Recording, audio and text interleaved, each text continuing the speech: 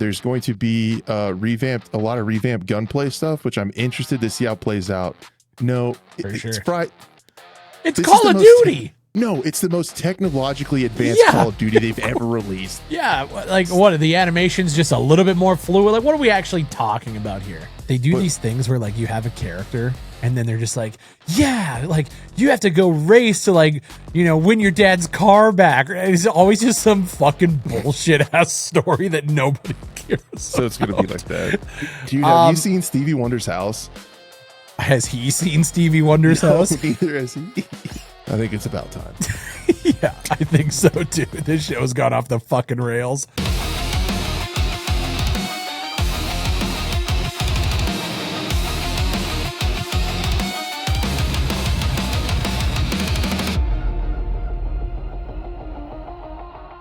Ladies and gentlemen, welcome to the Push to Talk podcast, your premier FPS podcast centered around battle royales, extraction shooters, and streaming from dungeons and being very, very, very tired.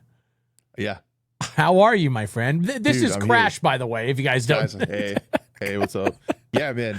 If you guys have been following along, for those of you playing at home, I picked up my entire family and moved 7 hours out into the middle of nowhere. I currently am in a basement. My address is in a town of 12 people. Wow. And I am 30 miles from that town. And I'm about as remote as it gets, man. And I'm exhausted from the move, but I could not put this show off any farther, man. We got so much to talk about, dude. There's a lot to talk about. And I am in a dungeon. The basement is unfinished. But it's gonna be built before your guys' eyes. This weekend we're gonna start framing in rooms and stuff and just getting it done. Just tired of it, so I'm trying to get through it all. I was putting in appliances and fixing plumbing like a couple days ago. Yeah. And I've been trimming windows the last couple days, cleaning this up, getting ready for it. But I was staying tuned. I was staying tuned to the Big Fry Summer Glaze Fest. Yes, sir. Trying to keep track of what all was coming out as far as games go, because man, it's exciting time. The summer's exciting for gamers. It is. Yeah. I'll be honest, by the end of the weekend, I was so burnt out of fucking watching game shows though. It's insane how many games are coming out. What percentage is like games that like we're excited about, and then the others are like there's like uwu sword fighting games and horror games, like a lot of horror games. Yeah, fuck me. Yeah, it was pretty brutal. But I had a good time as always. And there is a lot. I will say, I think this year has been better than others in terms of the stuff that like I care about and want to talk about. And we got a couple big ones. Yeah, a couple bangers. So before we get into that, ladies and gentlemen, if you guys are listening on Spotify or Apple, make sure you guys leave us a 5-star review if you enjoy the show. Helps out. If you're on YouTube, leave a like and a comment, and let us know what you guys enjoyed or didn't enjoy about Summer Games Fest 2026 with Senor Jeff Keighley. Jeff. We didn't get Haggard too. A little bit bummed out about that. What have you been up to off camera? Fuck, man. Honestly, since last time we chatted, I've just been playing R6's new season. Been grinding that. Deadlock. And just been working. Just grinding out videos. I've been trying to upload. I got some things to say about the R6 season. Oh, do you? Yeah. It's not a topic on the list, but I'm surprised it's not. Maybe we'll talk about it. We'll add that to the show. We should add it. We'll add it in. We'll slide that in last minute. Because I have some words. Yeah. That need to be said. I'll just yell out to the assistant real quick. Yeah, just add that to the show notes. Yeah. All right. Yeah, he's got it. He's behind the glass over there. Yeah, running exactly. the dials and stuff. Yeah, 100%. Get it figured out, bud. Big time show here. Yeah. Do you want to talk about our hats that we're wearing? Yes, of course I do. Go ahead. Oh, I thought you were going to do it. No, I'll do it. If you got a massive noggin like we do, and you're tired of hats fitting like a soup bowl, or dare I say, a yarmulke, go check out the mammothheadwear.com. Use code PUSH for 15% off. That's PUSH. Use that code. And thanks to them for sponsoring that show. It is nice. Like I'll say it one more time. You got a big head, you can go to the website. They all fit you. You don't have to pick one. 100%. There's tons. Absolutely. They're great. Yeah. And I think with that, God, we're such a professional podcast. Let's move over to Pistol Pete time. Meta Breakdown. All right, guys, since I am the resident Call of Duty expert, I'm super into Black Ops 7. It's my favorite game ever. We're going to get into today's Meta Breakdown, which is, and we called it, the Modern Warfare 4 stuff is out and about. We got some really good information. Not all that I wanted to hear about, but I know a lot of people are excited about DMZ, which we will get into in a minute. I'm more excited for multiplayer, and I'm going to say excited because I think we are kind of seeing another kind of Modern Warfare 2019 thing. There's some worries. There's some excitement. Okay. It's COD season, man. It's the COD cycle. It is. It's happening. I'm trying not to get sucked into it. Yeah, I'm getting sucked into it. I'm like on the edge of the vortex, like just like I'm like circling the fishbowl. You know what I mean? I'm almost there. Just like I'm trying to not get sucked in, but there's you need excitement. to stay out there and pull me out of it because like I love S&D, man. Yeah, I say it all. Bro, I love sucking dick too. Sorry, what? That's fine. No, it's 2026, man. You do you. That's great. Yeah, honestly, I can't wait for Search and Destroy, if I'm being honest with you. I got some stats for you, Fry. Okay, tell me. When we're talking about FPS shooters, we're going to talk about DMZ. Okay. And we see things like these ebbs and flows, and extraction shooters get these. I think ABI is kind of starting to, I think they've jumped the shark, as they say. I think they're on their downhill slide. We've seen Arc Raiders, who's the biggest game of all time, kind of chill out and find it's kind of like level and baseline. The games that have those round-based modes are like the only ones that just consistently soar with player numbers. CS2 is always around 600K. Yep. Valorant is estimated based on like what you can tell, 5 to 800K, but 4.5 million daily. They published that like a couple months ago. Yep. And then Siege is still around 83 to 95,000 just on Steam, and that's not counting. That's not counting Ubisoft Connect now. Right. Yeah. Dude, those round-based modes have so much replayability, and we might be getting a good one in Modern Warfare 4, and that alone is why I'm excited. It's because like we might have a good search. But some of the things we got, and I'll get your reaction to it. So some of the things that they said are there's going to be a lot of revamped gunplay stuff, which I'm interested to see how it plays out. No, it's Call of Duty. No, it's the most technologically advanced Call of Duty they've ever released. Yeah, like what? The animation's just a little bit more fluid. Like, what are we actually talking about here?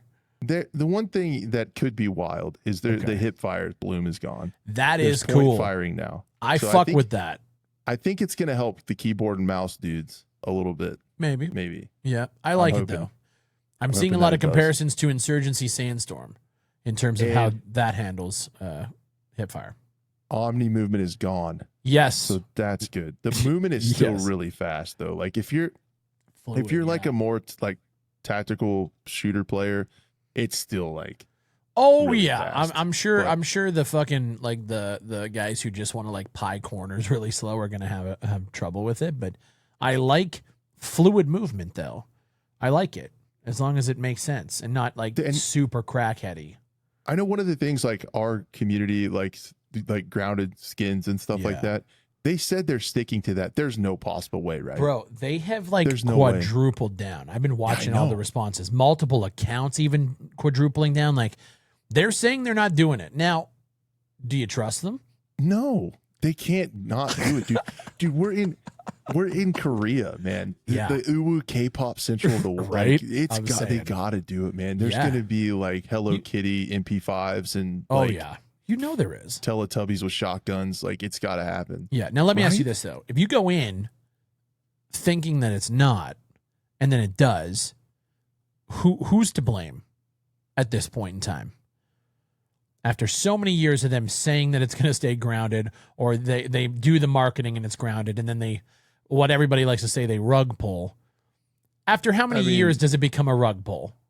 And not just, you should have expected it. I'm going into it because I like search, and I did put some hours into the Black Ops 7 search and 6 or whatever the last one was, because I love that mode so much. Yeah. But so I'm just mentally prepared for it to happen. It's not going to get, it's not going to get me. I'm not going to be like, oh wow, there's a Hello Kitty skin. But what? Call of Duty going? No way. What? No way. Which is kind of sad because man, it could be so sick. But with like how 2019 was for the first season or two. But it just seems like we're shaping up for another one of those kind of releases in my opinion. I'm trying not to get excited about it. I know it's COD. I know we're in like 30 some years of this franchise.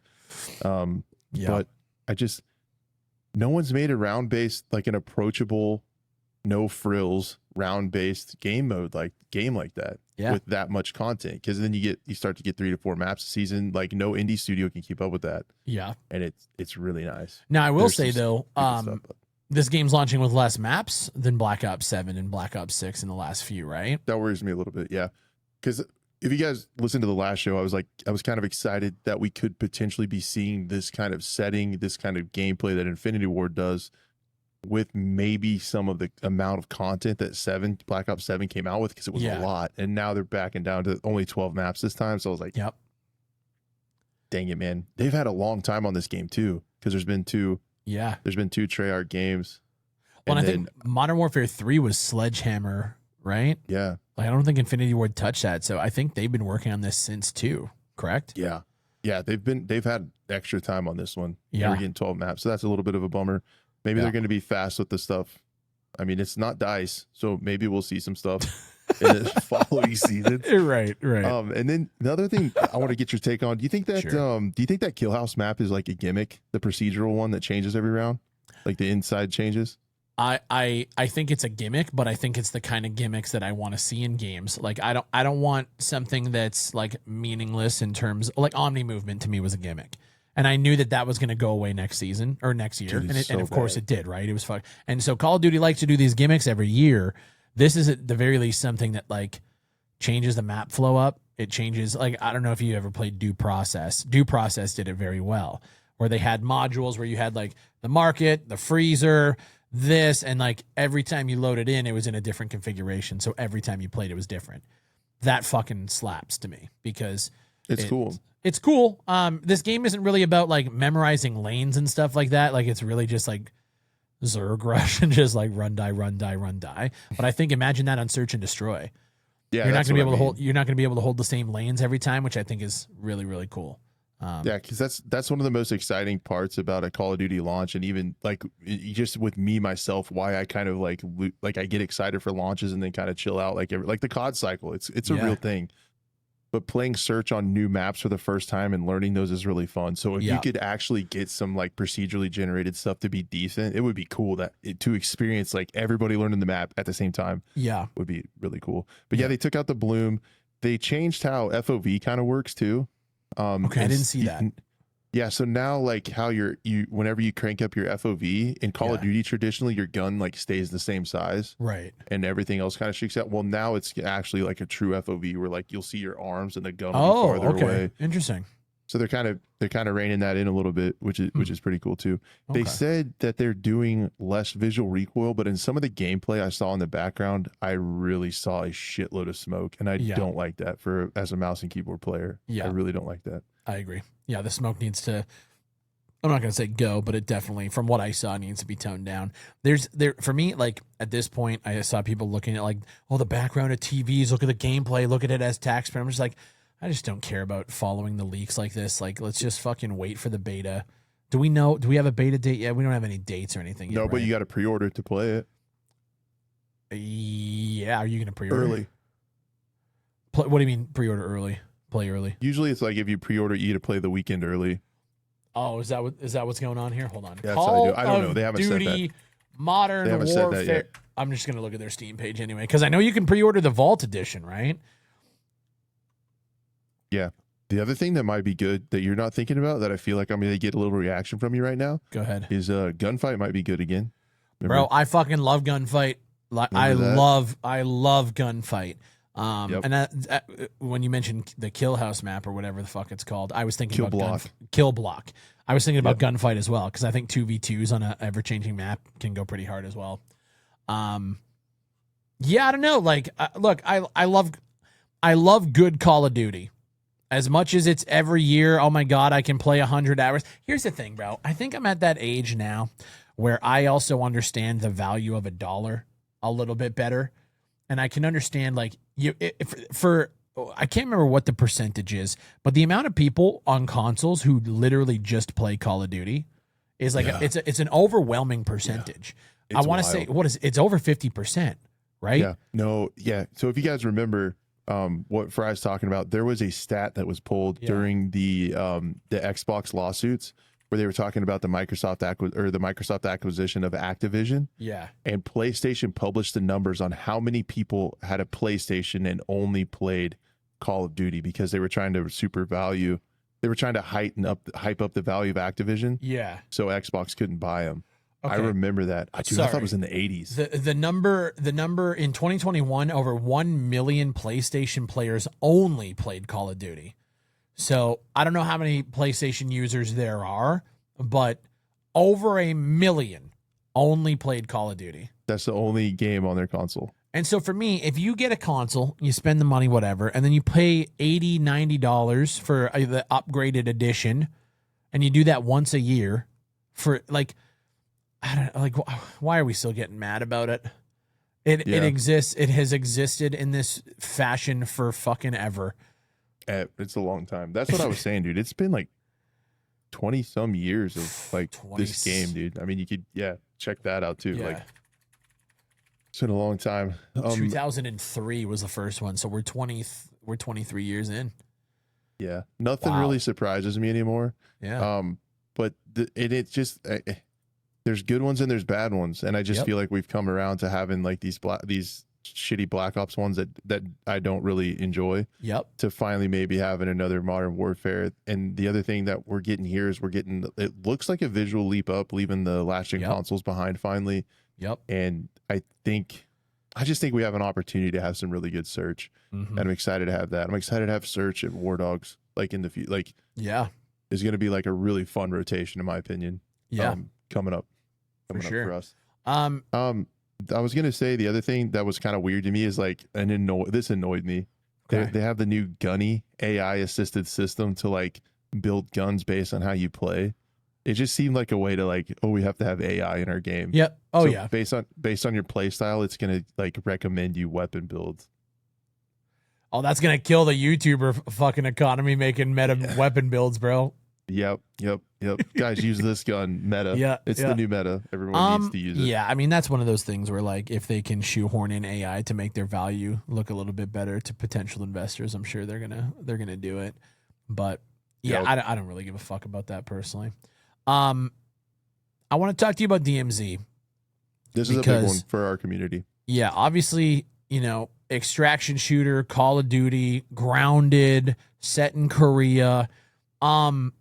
They did the reveal over the weekend at the Xbox showcase, and I was left really just unimpressed with the reveal itself. It was an odd reveal. I will give you that, dude. It was a really weird way to reveal. I was for the first 10 seconds when they were going down the stairs and he kicked on the night vision. I was like, okay, this is looking fucking good. I love if that's the night vision that's in the game, dude. I fucking love the overlay with the dynamic stuff. weather that they talked about. Like you have a night cycle time. And like kick them babies on. I was vibing, and then when he died, and then it was just like spectator helmet cam for the next 10 minutes. I was like, okay, and like he was going to loot somebody, and I was like, oh nice, they're going to show the inventory. We didn't get anything. There was nothing in that reveal that told me anything about why this DMZ is going to be better than the last one. Dude, one of my favorite things in the entire world is to disagree with you because I really enjoy it. Sure, but I have to agree with you on this one. Yeah, it's like you built up DMZ. There's still a very active community playing the original DMZ. Yeah. So it's like this is a big deal that you're bringing this back. They've had time to make plays off the industry. They've seen how Arc Raiders has done. They've seen how like the Gray Zone has done. They've seen how ABI has done. They've seen the moves Tarkov's make. They, from the time of the original DMZ till now, the extraction genre has only expanded, and they have an opportunity as a huge studio with a ton of resources to look at that and make a play and come out with their own version of this based on how everything's gone with the others. And you reveal it with that. Yeah. Okay. Like it was just so weird because I was the same way. I'm like, we're going to see something. And then basically the reveal told us there's DMZ in the game. That it exists. That's it. You can drag bodies, right? So we learned that there's body dragging based on that. But I watched the videos from Westy. Westy's obviously a big like DMZ content creator, and like he said, he was on a phone call with like Infinity Ward the day before they revealed it, and like they showed a bunch of information and stuff. And like I watched the podcast after the reveal of like the developers talking about all of the things, and like I didn't really like. I need to see it, and for me, it's like, is there persistent stash? From what I understand, yes. There's going to be a persistent inventory, much like every other fucking game out there. There's an HQ that you can upgrade. Okay, very, very cool. I think he had mentioned something about like dynamic objectives that pop up on the map when you're in there. Cool. Are you going to abandon it in a year when the next one comes out? 100%. Yeah. So why do I care? Like they have to really do a lot to make me give a shit about DMZ this year. I want to like it.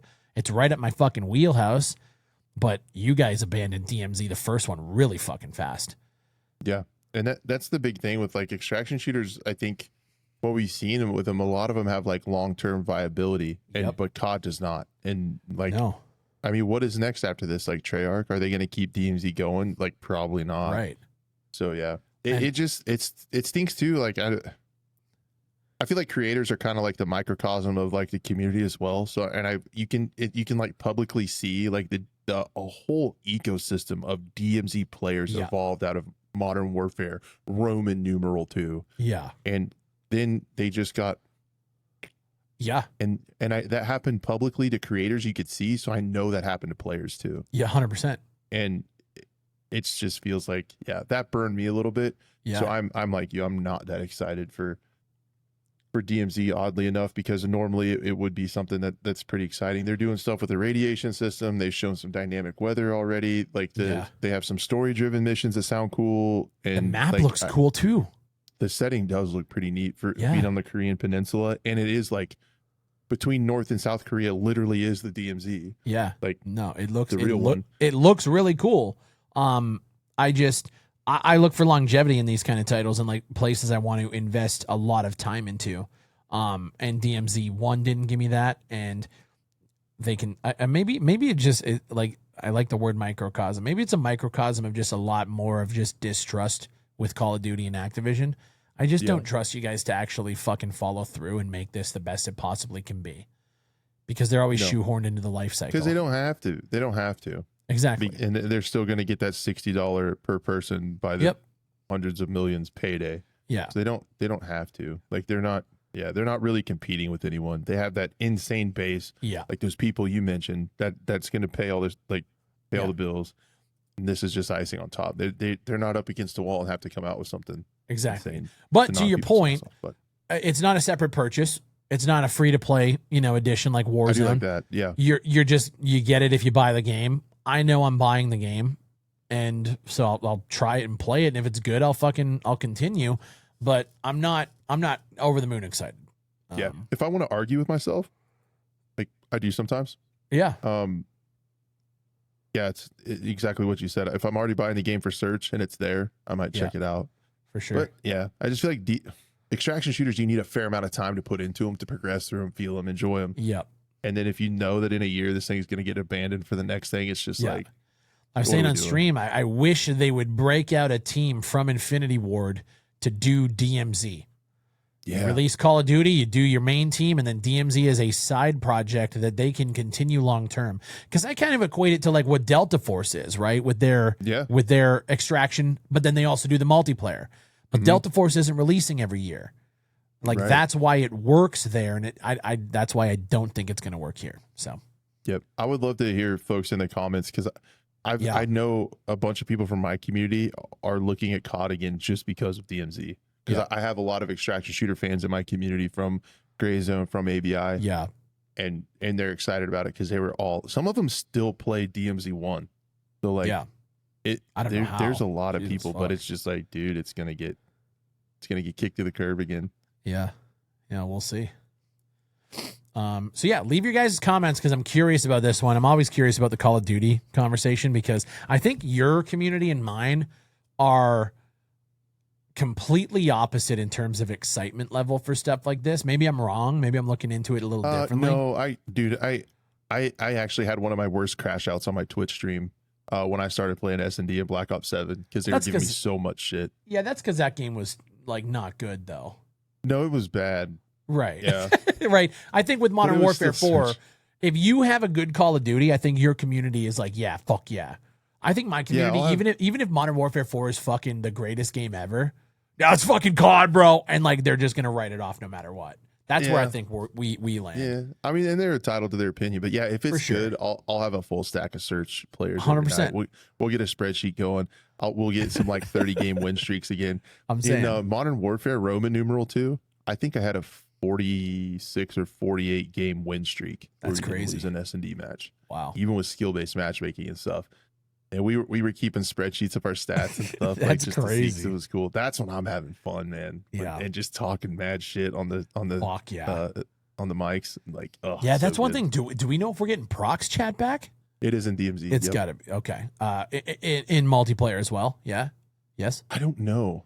Ooh. It's never been in multiplayer, but like I love it in search because you get to talk between rounds to the other team. Oh yeah. Like, when the rounds switch sides. And right. stuff. Right. Yeah. Am I crazy, or was there not Prox chat in multiplayer?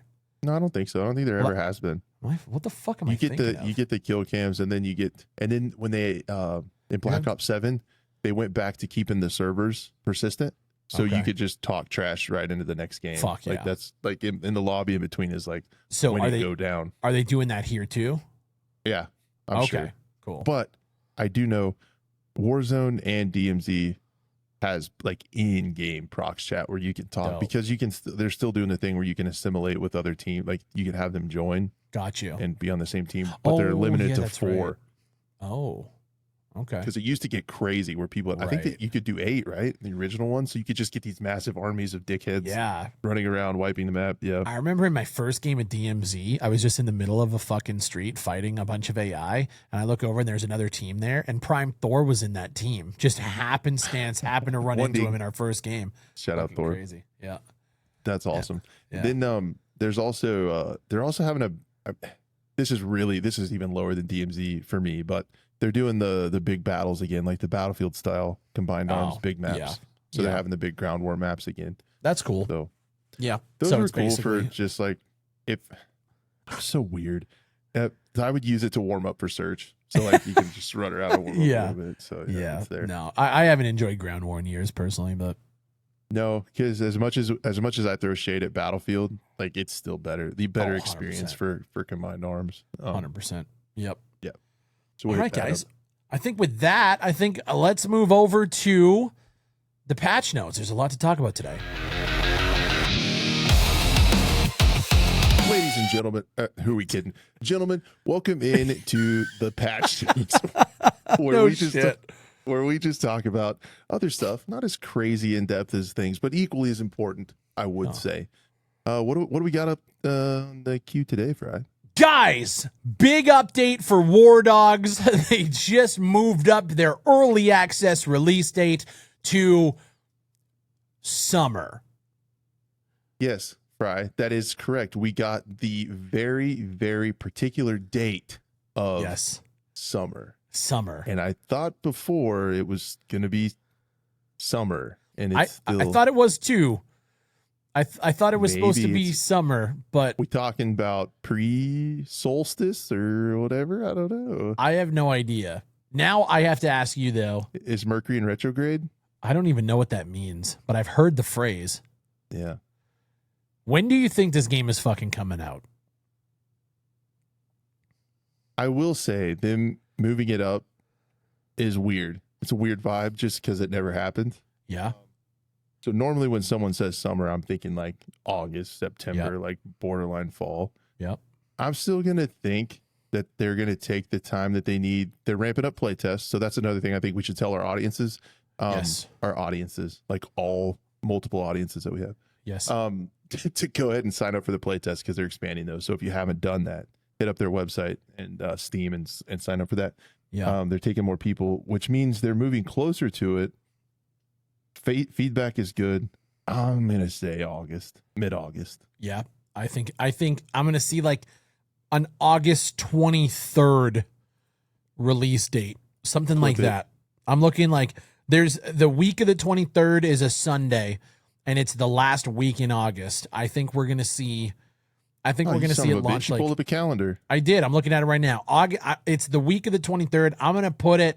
August 27th is a Thursday. I'm gonna put it then. No, Joe's got this. Joe's got this on the 19th. Oh shit. Oh, you got the memo. I didn't. A Wednesday. No, You I guys just pulled up. If you you're guys pulling heard up it a here calendar, first. I'm pulling up a calendar. Here's what I will Bastard. say. I am at the point now where I don't think I have to hear another thing about War Dogs. Is that fair? No, I'm kind of the same, but there's a large swath of internetians that Yeah. are excited to see anything War Dogs. Oh, but I'm yeah. kind of the same, and it might be because we had that awesome interview. Yeah. I feel like I'm just ready to get into it. Like I understand the concepts of it. I understand how it works. I've seen enough gameplay. Give me. Yeah. So I've played it on a couple different occasions. Like you said, I know the concept. I know what this game's going to look like at 1.0. You know, I have the full confidence that this team has a vision and they know what that's going to look like, and they're already setting the groundwork for that. It's cool. I obviously want to hear about what they're doing for anti-cheat. I want to know about community servers. But, so they put the trailer out at the Future Game Show. And the trailer, hey, good-looking trailer. It did nothing. I learned nothing new. It's just them kind of driving home the fact it's a 100-player to all-out war tactical sandbox. We get it. I will say I really did like the gameplay. Like the 35 minutes of gameplay was nice. That was cool. As someone who hasn't played it, I haven't played it yet. I've been too busy with this here sweet dungeon. Yeah. I mean, these dungeons don't build themselves, Fry. So I guess now you've seen some gameplay. You've seen the clips from the devs. Let me ask you this: what do you think? I have the same concerns. And I don't know if it's because I've been burned in the past or whatever. Yeah. But people are very excited for this. Yeah. And it just seems like people, I really feel like, and I don't want this to sound shitty because I really appreciate Joe and that studio, and I'm excited for them, and they're gonna do great. Yeah. But I feel like with all of this kind of lead up to it, people are setting their standards for a 1.0 game. I think the community is losing just a little bit of this is early access. Yep. And I think when they talk about things like they put out that really cool video that I did like, but you just have to listen. They said the meta game, the buying and selling gold, all the market stuff, the stuff about calling in, being an arms dealer, that later stuff is coming closer to 1.0. That's not going to be this summer. So I just think people are just getting a little bit too hyped. I understand why. There's not a lot out there for us. Yeah. And this game is really exciting. They're doing something different. And I'm 100% into War Dogs and very excited for it. But I think the internet is kind of losing grasp that this is early access. I think what are they at? 700,000 wish lists now? Yeah. It's blowing up. It's blowing up. And when that happens, disappointment follows every single time, no matter what.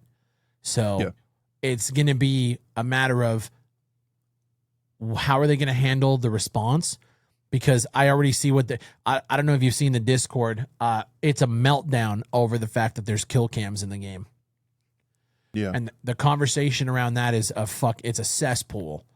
I was in there for a little while trying to have a conversation, and it's a nightmare.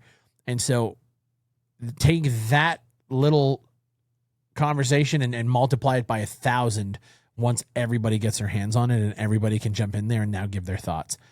I feel for that community team because Jesus fucking Christ. Yeah, it's going to be rough. But I think the one thing they do have going for them in that respect is that they've set their expectations to be 3,000 to 5,000. And one thing that they've done really well is say it's not for everyone. So they have a perfect comeback. They have a perfect direction to take public discourse and discussion about their game. When that hits and people are like, what about this? What about this? Why is this broken? This still needs balance. How is this stupid meta making all the money? Exactly. They could say it's early access. We told you. We also said it's not for everybody.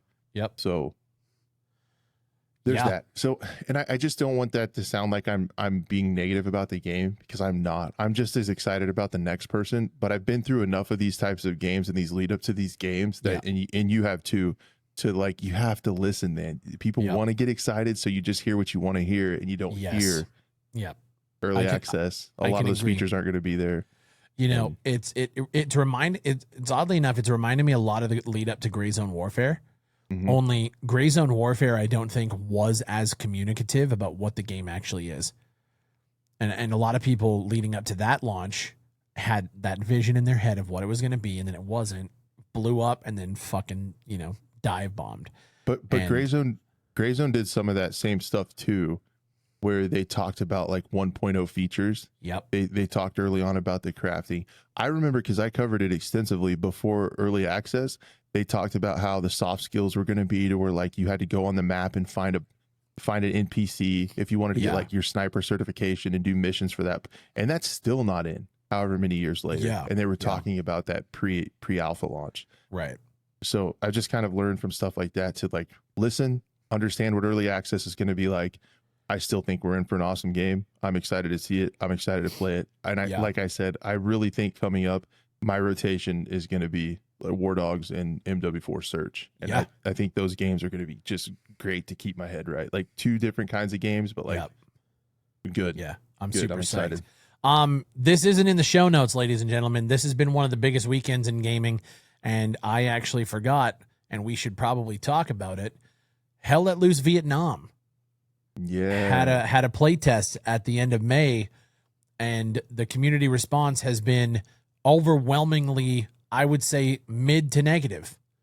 Yeah. Did you end up playing it?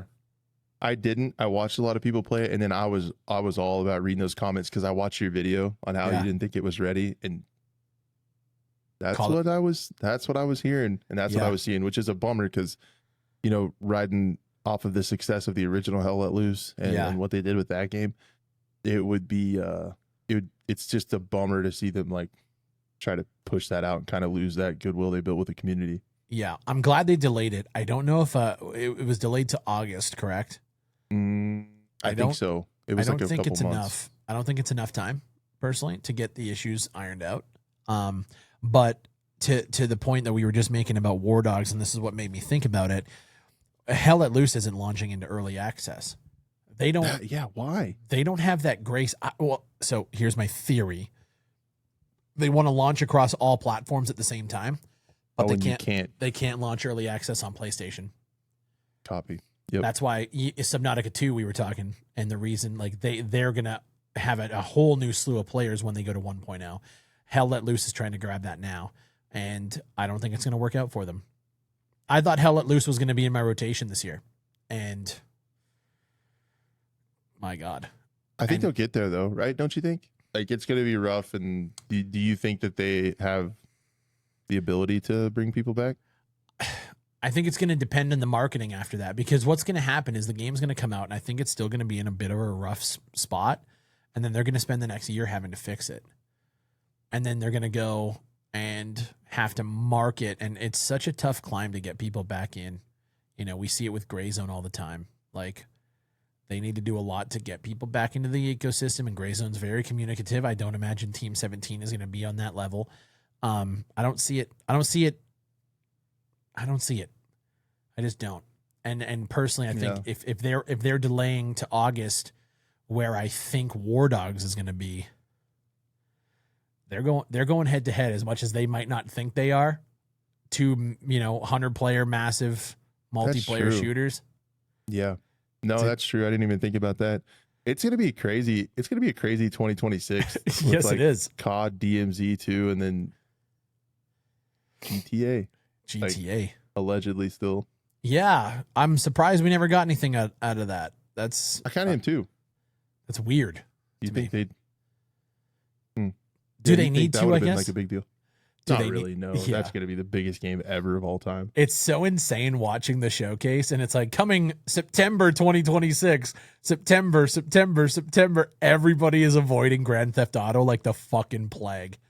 Yeah, I'm excited to see what's going to happen there. Dude, it's crazy. That's got to be it. Like, right? That's like the biggest game ever. Like, it's going to be just cultural phenomenon. I keep calling it when we talk about it in the stream. The world is going to stop that day for Grand Theft Auto. Dude, I got to keep buying more Take-Two stock. Right? It always dips. It always dips on the delays. Yeah. And it's just like, bro, it's eventually going to get here. Yeah. Bye. Yeah. Bye. One game that I don't think is avoiding Grand Theft Auto, but was showcased this weekend to a roaringly, like overwhelmingly positive response, was Gears of War. E-Day. Yeah, it's a third-person shooter. I know you probably don't really fuck with it that much, but we're gonna talk about it because I grew up playing Gears, and I think that the way they handled the direct was perfect. Really? Finally. I was very. Those directs are usually like dry. Yeah, well, Xbox's showcase for the last few years has been very well paced. They just never had the games that anybody really gave a shit about, right? And now this year, like, we're getting Halo in July, Gears in October, Fable early 2027. Like, this is Xbox's next year, and it's looking good. But for Gears specifically, this is a studio that is handling the prequel to, in my opinion, one of the biggest Xbox franchises ever. And it's just, I don't know. It looked like, as I was watching, it looked like it was made with passion. They really wanted to make this game the best it possibly could. And it looks fucking incredible, from the animation work they've done to the fact that, and I keep gushing over it, they went and got the original model of the chainsaw to record the sounds and then bring them into this game so that it is exactly like how the original was. That's cool. Like, it just, everything about it, from the sound to the visuals, I'm super psyched to play that fucking game. You've never played a Gears game? Dude, I haven't. No. Man, you want to talk about like brotherly meat bag body story, but like very hardcore blood and guts, but then the story behind it is one of the most like incredible, like, brothers going through shit and making it out the other side. Huh. It's fucking, I mean, I still, like, I get goosebumps thinking about the third game. As I was watching the reveal, even now, I'm just kind of like, fuck, man. Like, Your little man tears going? Oh yeah. I was watching the reveal. Yeah. I had them going. I was like, man, this is fucking crazy. And they did the goddamn thing where they have the music playing in the background. They cut to some of the footage from 2008 and then cut to how the characters look now. And I was just like, fuck me, dude. It's just, they knew, they did it perfectly. They knew how to. They're getting those emotions out Oh of you. my God. It was so good. I'm so fucking cool, psyched. I like, literally, Grand Theft Auto is obviously the most anticipated, but after seeing that, I don't know. I think Gears might be like that game of the year for me. So That's gonna be cool. So this is a cool opportunity because, like, I really don't know much about the franchise. In your opinion, they did a good job of like sticking to the material and doing right by the story. Very much so. So like this is going back to basically like day one infestation locusts are taking over the city and then, you know, destroying the world. That's pretty cool. Yeah, so when the first game started, like, you were already in the boots of like Marcus and Dom and the squad there. This is going to like even that. So we get to see like the characters we kind of watched play out for a decade. We get to go back and watch them as their younger selves, which I think is just so fucking cool. Yeah. Yeah. No, that's pretty sweet. Very cool. And dude, I'm so stupid. Okay. So what is it? It's a co-op third person, like, zombie kind of shooter. Like, what story? Yeah, it's like if you were to take roasted. No. Let me put it into perspective. This is The Last of Us on testosterone. Okay. It's zombies, but they're not zombies. They're locusts, like grubs, wretches, and it's very gory, very like thick neck meat bag brothers, like in the middle kinda? of the shit. Like what? Like Doom, kind of? Like take Doom blended with meaty. like The Last of Us, but meaty. Yeah. Like, and yeah, but then there's this story of like, they're in the middle of this war and this shit, and like Dom's trying to find his wife and family through it, and then when he finds it, like, shit goes left, and then like there's just an emotion to it, and then the trilogy was fucking perfect. And then they added 2 more games after it and just kind of, in my opinion, like, ugh, whatever. They didn't need to be built. And then now this one is going back to what made fucking Gears good in the first place. Like, even down to the architecture, they were saying, like, they wanted to look like how Gears 1 looked, the retro style. It's like, fuck yeah. Yeah. So that's how I would say it. It's Last of Us on testosterone. Third person, shotguns, chainsaw, assault rifles, and just cutting fucking heads off. Wasn't there a multiplayer? Yeah, there's multiplayer. There's Is there gonna be in this one? Yep. Oh, damn. Multiplayer, one life. I don't want to say objective based, but the way they do team deathmatch is really cool. There's like a limited life pool and stuff. So there's respawns until there isn't. And then there's Horde as well, which is usually like 4-player co-op against like up to 50 waves of just guys coming at you, and you just have to like hold it down. But in this one, they showed off Horde Siege, which is 12-player, like raid boss style, huge fucking behemoth monsters that you have to take down together. So, yeah, it looks cool. Dude, that sounds pretty cool. The only thing I remember about Gears back in the day is I had college buddies that would play Beers of War, and they turned it into a drinking game. And what was the game? I'm not sure. I knew my roommate was leaving. He's like, I'm going over to my buddy's house to play Beers of War, and they would play the game, and like every time they die, they drink, or like anytime so they turned Gears into a drinking game. That's all I remember about awesome. Gears. Yeah, no, it's I was big into Left 4 Dead back then. Left 4 Dead 2. Left 4 Dead was a great one. I don't know why I didn't play Gears. I guess because I had a PlayStation. That's probably why. Yeah, Gears Xbox only. Respect. And now, hey, this one's a console exclusive. They were going to launch on PlayStation this year, but they said, fuck it. We're doing Xbox but PC only. too, right? PC, yes. Microsoft. Like, okay. Yeah. I saw a little confusion there online. Yeah. So interesting segue right here if you're ready for it. Sure. I was thinking, you said you got like the man tiers and stuff. Yeah. Sometimes I get those on those Rainbow Six cinematics that they play at the invitationals. Yeah. Okay. I just remember the one where they dropped the stadium map.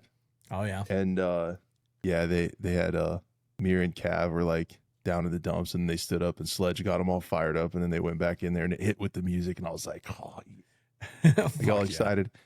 And then now I play this season, and I'm like, I want to smack my head into that concrete wall over there. You're fucking lying. Looks pretty enticing. You're I'm pretty lying. mad about it. I'm pretty mad about it. Wait, I think you and me have two different opinions on this. Oh, What's up? Dude, I just got mad at it. Why? I'm excited. Ranked 1.0. I had some. First off, Doke is terrible. She's god awful. Oh my god, so bad. Like, that's your main like thing you're gonna do for this season, and that's what you came up with. And you can't even ban her. No, you just have to eat it, dude. You just have to take the sucks. phone and die. When your phone blows up. Like, that is the meta now. From what I'm seeing, you just eat the phone it's so call. Nasty. If you get in a 1v1 at the end, and Doke's the other one, you're dead. Yep. Because they know you're near objective. They can call your phone. You have to hit it or you're going to die. Yeah. And then when you hit it, they push you and you die. Yeah. Like, it's bullshit. So broken. So they're going to have to fix that. Yeah. The other thing that got me was I was hoping with ranked that it was going to be like a fresh slate, but it still takes into account like where you've been over the years. Yep. So I have a friend of mine that I've played with from work, and she's pretty new to the game. And we played our 5 placement matches, which went pretty rough, but she was copper, and then I was like silver or gold, and she couldn't play with us anymore. And it's just like, it was shit. It was annoying because of the thing, which I understand, like there needs to be that, but it's like, I wish like it was like this season, like just take everything out. If we're really going ranked off this season, she played all the games with us. She played the 5 placement matches with us. She won with us. She lost with us. We should be a similar rank and at least be able to continue. I agree. Play together. Yeah. So it sucks how much, even though they came out with rank 3.0, which is good to have your actual rank, it sucks that it still is hanging on to that hidden MMR, at least for your placements, and hanging on to previous seasons. Yeah. So where did you end up placing? Silver 2. So because one of the seasons in the past I never played, and then another season I quit because of the hackers and all the bullshit and then we were developing at the time. I just stepped away from it, so I never really grinded, and it put me in silver 5. And 3 out of the 5 games I played, I was like fucking 12-4. Like I grinded. Can I tell you something? It was just like silver. Can I tell you something? Go. We went 1-6. What do you mean? I won 1 out of 7 games the first night I played. And you got place higher than I did. I was demoralized when I got it. I was like, man, I feel like I'm playing. I feel like I could probably get like a high gold. And then it put me in silver 5. I was like, okay, sure, I guess. So, I mean, I think I've convinced you that the new season is shit. So I count that as a win. I'm just kidding. But I don't think it's shit. No, it's not. But the fact that they still have, like, you still have your former ranks attached to you kind of sucks. Yep. I probably get why they have to do that, but it's like, okay, Crash, then how would you do it? I'll tell you. You know, grab a seat, okay? Crack a sparkling water, okay? So I'm gonna tell you. Have 10 placement matches and make it mean something. Play a wide variety of people. Have them like swing it a lot. Everybody starts out at silver and have 10 placement matches and start fresh every year. Yeah, I agree. Like, cause I mean, it feels like I'm already locked in. And then the next night it went a lot better. I played really well. I had some double-digit kill games. I played a lot better. I think we won 3 out of 5. Yeah. And I still stayed silver 2. It's like I'm already that's already another there. thing. The grind to go from fucking silver 5 to even like a silver 3. I think that's where I'm at right now. You need to win a lot. Yeah. It's a grind, which I don't know if I'm upset with. I think I'm more pissed off because I didn't place where I think I've been playing this season. And now I have to grind these extra fucking ranks that I don't feel like I should be playing in. And I that's me too. I realized that the reason people wanted ranked 1.0 to come back was because they wanted to be grindy and difficult again. But yeah, just the fact that I signed up for, like, I was excited for that. I was excited for it to be kind of tough. Yeah. But then to take into account my previous stuff, your previous stuff, the new people I was playing with, trying to bring into the game, it still kept all that stuff from the previous season is what bummed me out. Yeah. No, I can agree with that. What do you think of Calypso? I love it. The boys hate it. I love it. I haven't got to play it yet. Oh, really? Fuck me. It's in every map pool. Yeah, wow. And it can't be banned, and I still haven't got to play a match on it. That's crazy. I ran around on it in the preview thing. So I like how it's a massive map, but the way that the hatches are set up, you can get to the points really, really quickly. There's a lot of vert play there. Yeah, I like it. Callouts are good. The boys were not having it the first night, and I was like, you guys gotta we gotta play it. You gotta learn the callouts. Like, just fucking relax. That's quintessential Siege. Like, you hate anything new that you gotta learn. Yeah. Because it's like you went through the however many thousands of hours to like learn the maps and learn the games and how it works together, and then just the idea of them throwing another one on there, like almost all Siege players just hate anything new. But no, it was dope. Like, the first couple of games, I noticed still everybody on the it's very defensive sided. But I think the reason for that is because nobody knows the fucking map yet. Yeah, so everybody's anchoring down inside the points, and it's just very tough to attack. But there was a couple of times where I was like flanking around, going into the basement, coming up the other side of the map. And it's a huge flank route for sure. But it definitely, like, once you start moving around, you kind of start to learn the flow of things. And yeah, I fuck with it a lot. I want to play more. So, do you think Dokkaebi is going to be banned after this week? Every single time? I think I like the fact that we're starting to see the Thunderbird meta. Like, Thunderbird, you take the hit, you step into her station, and you heal it back up. I've never seen a Thunderbird in my games ever up until this season. So I like that it's causing players to try to look for different metas to deal with it, but it's fucking brutal to deal with. And I main Valk on defense. I need to hit the phone every time. And it's the spam calls. The fact that there wasn't even a cooldown on it. You have 5 of them. Five of them, and she's just like, it's just like, you can just do it back to back to back. It's fucking bullshit. And I'm sorry, whoever designed it should be fucking fired. And you know how strong it is too? Like, it doesn't even, like, mute doesn't counteract it unless you're in the mute at the beginning of her call. You can't step into a mute anymore. Yeah, no, you can't step into a mute or a tube or anything. It's ridiculous. It's ridiculous. So, I'm glad I've made you see that you hate the season. I like the season, though. Okay. I like the grind. Don't get me wrong. I think it placed me in a weird spot.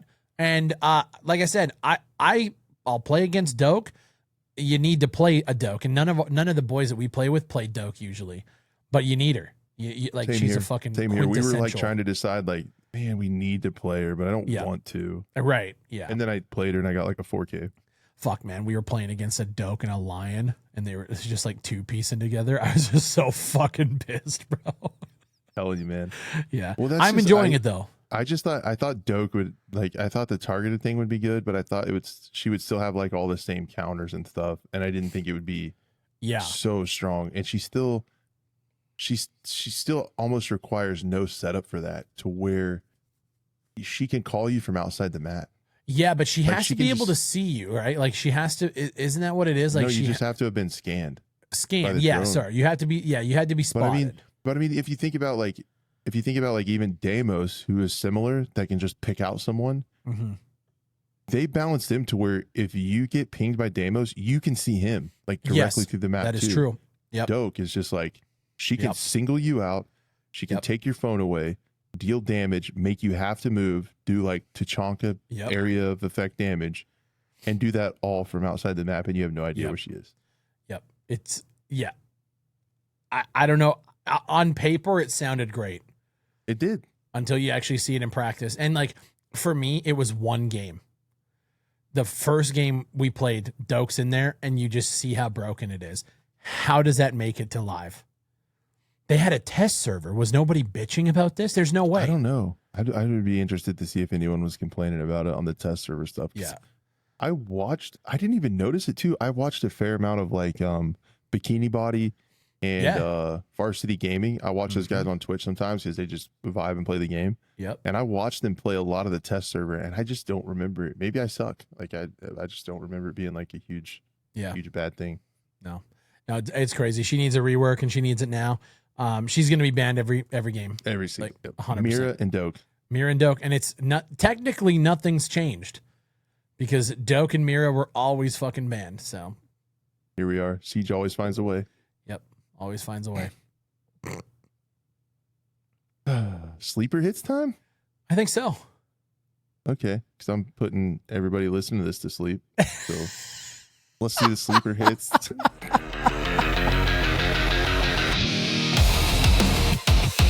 All right, guys. Normally, the Sleeper Hits is a segment where we talk about some things that are kind of going on in the industry that don't really require a huge breakdown, but there's still something we want to talk about. But because it was Summer Games Fest weekend, we kind of put together a little list of our sleeper hits. You know, everybody's talking about Call of Duty and Gears of War and, you know, fucking DMZ. We put together a little list of some of the sleeper hits that You might have missed them.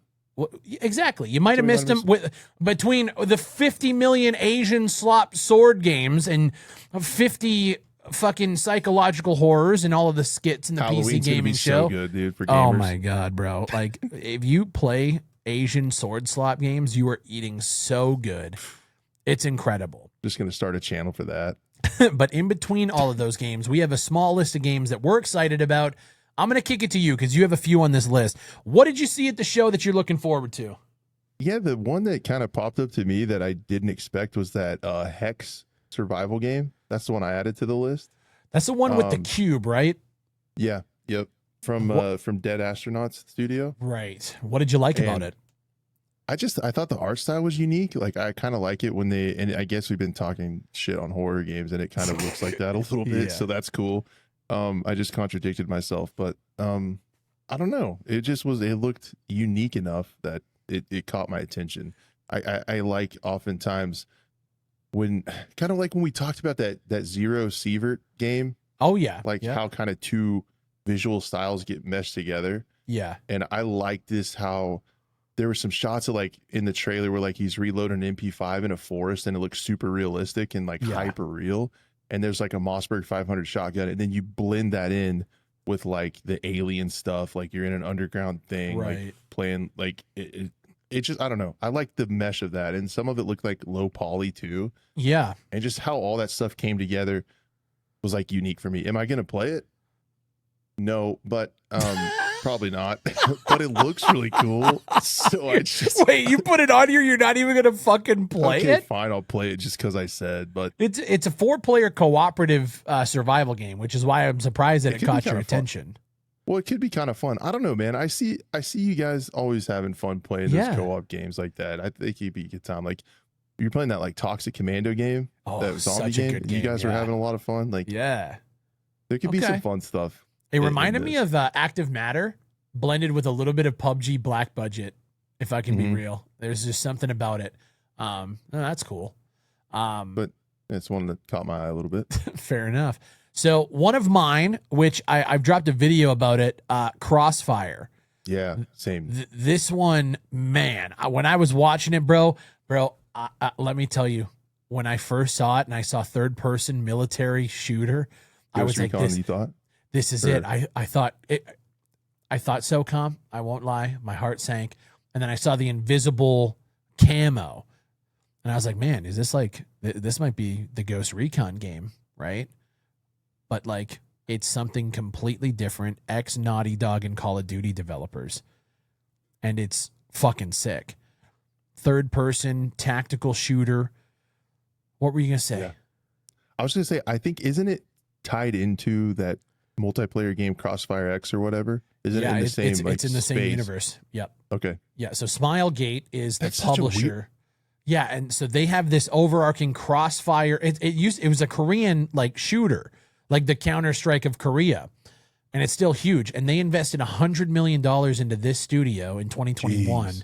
to build this game out, and it's in the universe. It's very strange because it doesn't look anything like Crossfire or Crossfire X. It's completely different. It's just Crossfire has always been one of those things too. It's like, it's kind of crazy that I play the shit out of FPS games, and there's that massive one that I've never touched. Yeah. And I feel like a lot of people could say the same thing. Well, I think because the availability, like, I don't think it's available on Steam. Like, it's a Korean based, like Crossfire. I don't think so. Let me look here.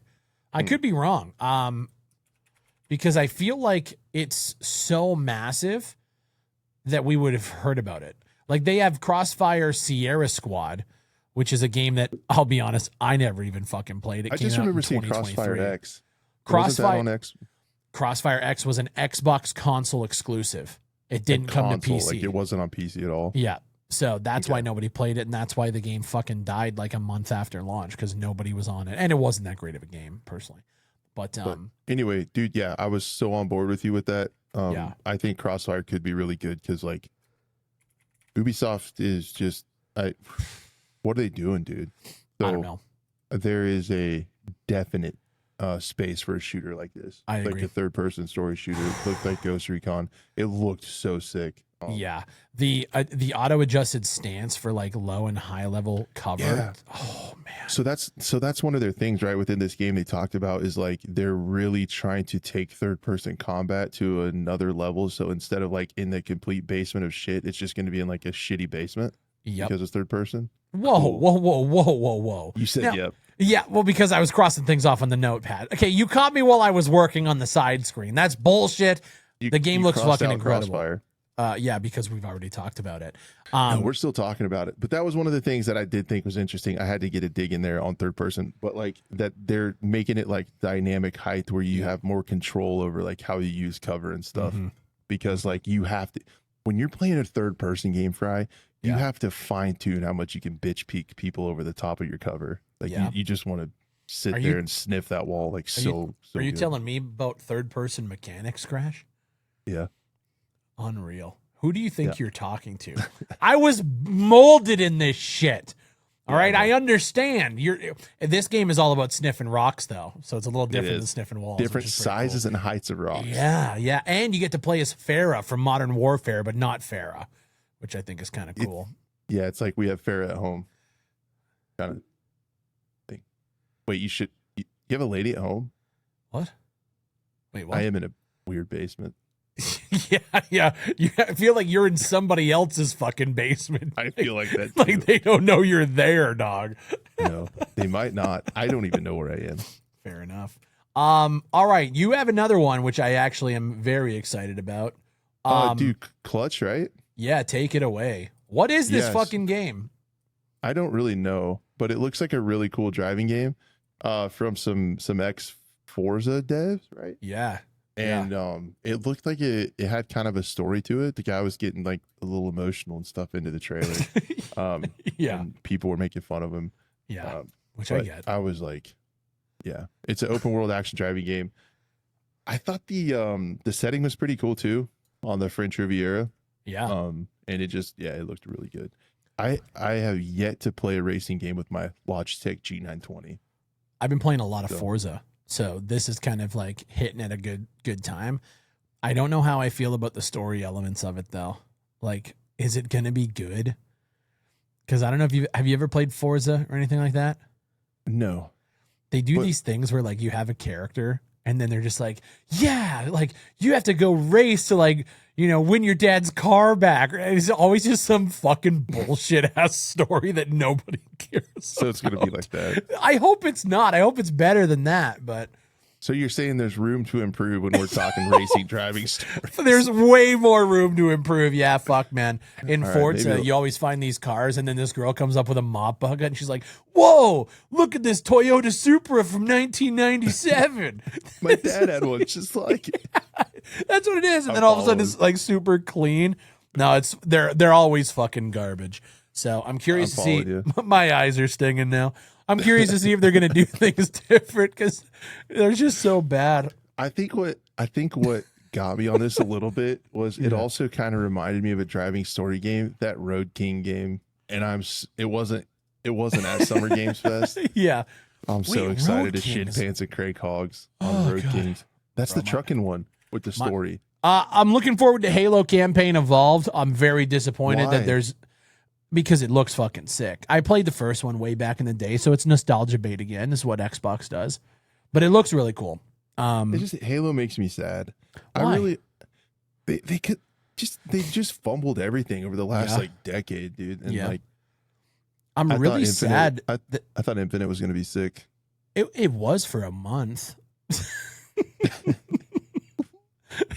I mean, that's all you can ask for nowadays, bro. There's just so much left on the table there with that franchise that. Yeah. I was thinking we were going to see an announcement for the next Halo game, but there wasn't. They are doing one in Unreal 5, right? Or Unreal? Yeah. I think this one's in Unreal as well. So a lot of the assets are being built already, and I think if the next game looks visually how this game looks, I would be super psyched. The colors were very vibrant. It just looks really beautiful. I'm disappointed there's no multiplayer, though.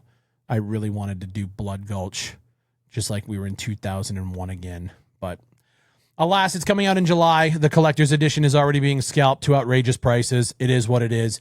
I can't wait to try it out. And so you're kind of thinking that since this is in Unreal, this is kind of like a test maybe for Halo on that engine. I think so too. See how it goes. 100%. Like. Yep, absolutely. Yeah, it does look pretty. Holy cow! I was looking at the trailer again. Very like visually vibrant in your face. It looks very alien, which is what the first game, like, even though it was technologically like 30 years ago, they still got it across that you were on an alien planet. I sure hope it's as good as the series on Paramount Plus. I don't want to fucking hear you for the rest of the show. Right. The last game, games actually, Star Wars had a little bit of a presence at the show, and it wasn't about Fate of the Old Republic, but you're looking forward to the pod racing game, and so am I actually. Yeah. Because I played that thing on like a really old iMac, I think it was. I just remember like that little dickhead going, now this is pod racing. And like, but man, that was a fun game. Yeah, like, it was racing around. I'm nervous that this is going to be like a $49.99, side thing with not a lot of content, I really hope you can customize the fuck out of the pod racer. Just give me that, and I'd be happy. But it looks really, really good. And then for me, go ahead. Oh, sorry. I was just gonna say I'm totally nostalgic out on it. Like, and like how they have the wrecks and stuff, like when your little pod racing engines fly apart. Like I just remember all that stuff. Yep. And it looks so shitty. I can still see the pod thing just like flipping in the air when nostalgia. Yeah. And then Star Wars Zero Company is another game. It's like, you're not big into like XCOM strategy, like turn-based stuff, are you? Probably don't even know what that is, bud. Fair enough, bud. All right. Star Wars Zero Company is a Star Wars turn-based strategy game where it looks a lot like XCOM. You just like, you have your units, you have your squads, and you can move them around the battlefield. You're taking shots, and I don't know how in-depth the game is going to be, but it's coming out later this year as well. Star Wars, they got a couple games coming out this year that I'm super psyched about. And then I'm thinking next year we're probably going to hear more about Fate of the Old Republic, which I think is like the big one that everybody's waiting for. So, Star Wars. That's like an MMORPG? The RPG. It's like, it used to be like, I think it was old BioWare devs. Like they fucking, maybe not BioWare. I can't remember. But very in-depth RPG, like Mass Effect style. Cool. Fate of the Old Republic. They were talking about that at like last year. Yeah. From what I heard, they announced it without even having anything done on it. Sick. I love that, dude. If you can give me like more like 5-year lead ups to games, like that's what I'm about. You know, I will say before we wrap up, I was expecting Elder Scrolls news. That's never coming out. It's been 8 years since they showed the logo. They showed it at E3 2018. Dude, that's nutty. Yeah, why do 5 years when you could do 8, 9, 10 even? It's going to be 9 years. Unless if it doesn't come out next year, it'll be 10 years since they showed the logo that it comes out minimum. That's so wild. They had to have shown that without anything to fucking like actually show. They just put the logo out there and said, "Yeah, we're going to work on it soon." Crazy. It's like, this is a game like we've been thinking about making. Like, how do you guys feel about it? Yeah, here's a Kickstarter trailer for you guys. What do you think? You're our focus group, and we're just bouncing some ideas off the wall. Yeah, here. yeah. I don't know if people would really like one of the biggest franchises of all time. Like, we should do a test. Fuck off. Let's just start showing like logos of like crazy stuff. We should seeing how that goes. Yeah, it's a good way to gauge the community excitement. Yeah. Hey, speaking of gauging community excitement, we're going to head back to the lobby. I think it's about time. Yeah, I think so too. This show's gone off the fucking rails. All right, guys, welcome back to the lobby. This is kind of the wrap up of the show. This show, I don't know, it turned into something. There's a lot going on in the gaming space. A lot going on this show too, and I hope we rewarded the people that stuck around and watched to the end of the show. Yeah, it was weird. It was very weird. If you guys enjoyed the show, please remember, give us a 5-star review wherever you're listening to the podcast. Leave a like on the YouTube. Do all the stuff, and if you guys do want to support and get early access to these episodes, you guys can go over to patreon.com/BigFry. The link will be down in the description wherever you're watching. And if you guys have a really big head and you have a huge, you take the ad read. Dude, no, if your dad's got a big head. Fuck, if your dad's got a big ass fucking head. Get him a hat that fits, and he's going to be really excited. Bro, they're going to be so psyched at how professional we are. Yeah, I think we're going to have way more sponsors in our future if we keep this up.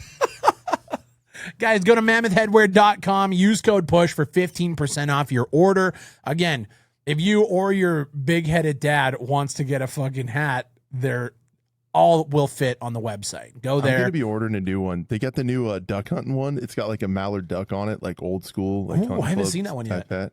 Yeah, I want a beanie. You keep mentioning the beanie in the ad read, and now I want one.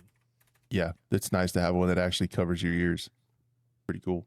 I need to get some orange gear for deer season too. I need to get an orange hat for deer season. Hell yeah.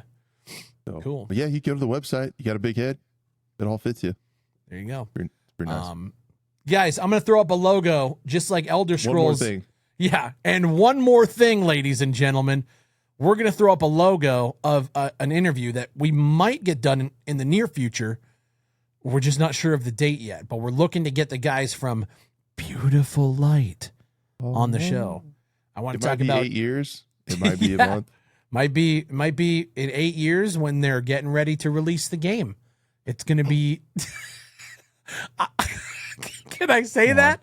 Yeah, you can. Okay, but then it probably will now be 8 years. So we get the. If you said that, you just did. They're gonna be like, "Fuck these assholes." Yeah, no. Listen, I'm excited to talk to them.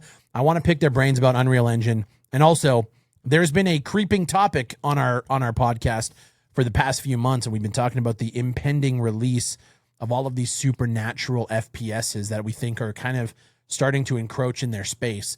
And I want to talk to them about how they feel, where they're currently at in development, and maybe we can get some behind the scenes stuff into maybe hearing more about a release date in the near future. I hope we can get some information from them. So yeah, that would be sweet. Also, yeah, I love the developer interviews. I also want to say thank you guys for just listening to the show, man. I have so much fun making these. Like, I literally have tears in my eyes. So I appreciate it. Thank you guys. Yeah. And leave the review, help us out. We'll keep making some good programs. And hopefully I can get settled in here eventually. And that'd be nice. a little more effort into them because I'm just wheeling it out here. Dude, it's all good. Next show will be fucking solid as hell. And you're going to have this entire background framed. You're going to have a picture of me hanging up on the wall behind you, like Kim Jong-un in North Korea. And it's going to look fucking beautiful. You need a cutout of me? That's a lot of cardboard. Don't be like that. Fuck you. You're better than that, man. Guys, we will see you on the next episode of the Push Talk Podcast.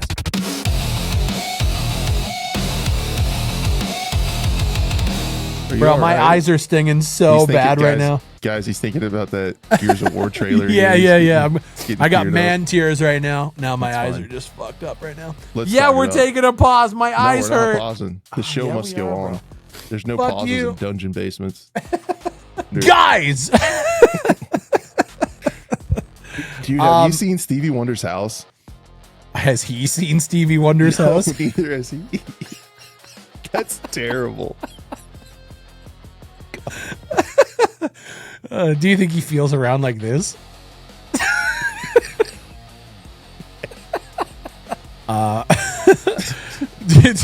Do you have anything else to say about Clutch or what? No. Okay. I basically just said it's a driving game. It's a driving game that has a story that nobody gives a shit about.